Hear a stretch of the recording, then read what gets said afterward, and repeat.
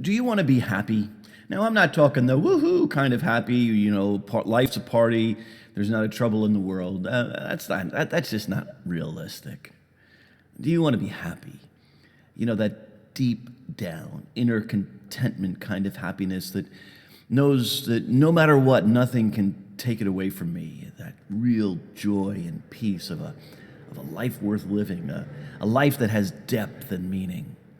Don't you want to be that kind of happy? I think so. About 20 years ago, Mother Teresa of Calcutta visited our area, and recently there have been several pieces in the paper remembering her visit. I was thinking about her, and I was thinking, she really was that kind of happy. Don't you agree? I think so. After her death, though, it was surprising when it was revealed in some of her private writings, when they were made public, how deeply troubled she was and how unconsolable she was, her lack of consolation. And that all really stemmed from, God, where are you in my life? What are you doing with me?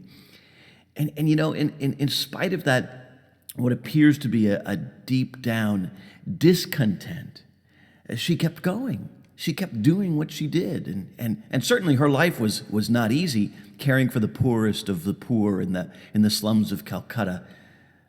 How was she able to do that? Why did she do it? And I think because she understood the secret to happiness. And of course, what joy, what happiness to be counted among the saints in heaven as she was beatified and possibly will soon be canonized a saint. There is joy. The gospel today, the disciples look at one another and say about Jesus, "Who is this that even the wind and the sea obey him?" In the beginning of this really great story, Mark writes that Jesus tells his disciples to get into the boat and cross to the other side. And those disciples, they found themselves in a storm, not because they were outside of God's will, but precisely because they were fulfilling God's will. And it's a great story because it's in this story that Mark shows that Jesus is God, because only God can command the forces of nature. Jesus takes his disciples into that storm so that they can see God's power at work, and so that he could show them their need to deepen their faith, to trust in him, to listen to him, to be obedient to him. Earthquakes, floods, tornadoes, droughts, natural disasters that are happening all around us, and we hear of them daily. Even the trials and challenges and the tragedies of life, most recently the young man who murdered those people in that church in South Carolina, making it appear that it's not even safe to go to church any longer. Those things that create fear and unbelief. And Jesus looks at his disciples and he says to them, "Why are you so afraid? Why do you fear?" Trust God. And trusting God in his will for us and submitting ourselves to his will, that is what will ensure that God will take care of us. That's what Job hears God say when God speaks of the storm. He says, "I set limit for it, and I fastened the bar of its door and said, 'Thus far shall you come and no farther, and here shall your proud waves be stilled.'" God sets boundaries for that storm. He limits its ability to affect Job and his life. You see, I think that the secret to happiness is that kind of obedience.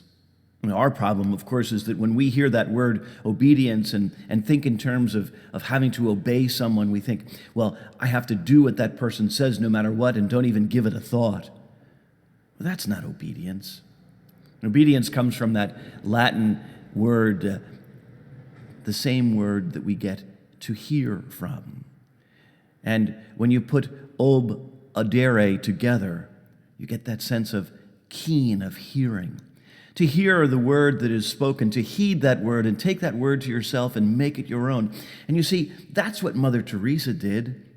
She heard God's word and she took it to herself. She made it her own, and no matter what, she followed it.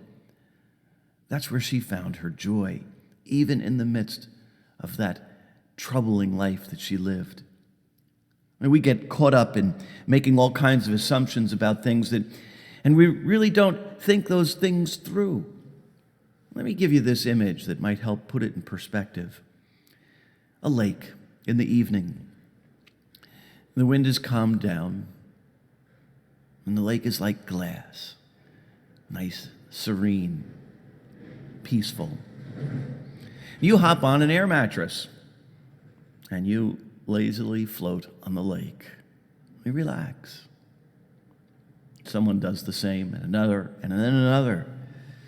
And never do you get in each other's way. John Henry Cardinal Newman says this: the energy of a river comes from the clarity and firmness of its banks. Knock down those banks, and what happens? That energetic river opens up into a lazy lake, filled not with adventurers moving together to a common goal, but with many people lying alone on their separate air mattresses. Are they comfortable? Maybe. Are they safe? Well, possibly. But in the end, how boring, just floating around. You see, when there are no boundaries, life is ultimately boring. And obedience creates and allows for boundaries. Boundaries that create energy and excitement and adventure and a common goal. When we think of happiness from the perspective of only ever being able to do what we want, I'm happiest when I can do whatever I want. But that kind of happiness, in effect, shackles us to a very small and private world, undermining our capacity to live in real community as we float along on our own little air mattress, all by ourselves. Where's the joy in that? You see, the storms of life, the raging rivers, the problems, the challenges, these are all opportunities to grow in faith.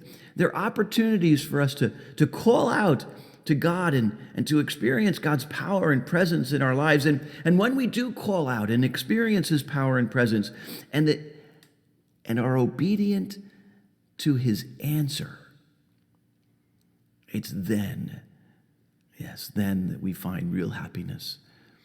Then we find that depth of joy that we all long for in our lives.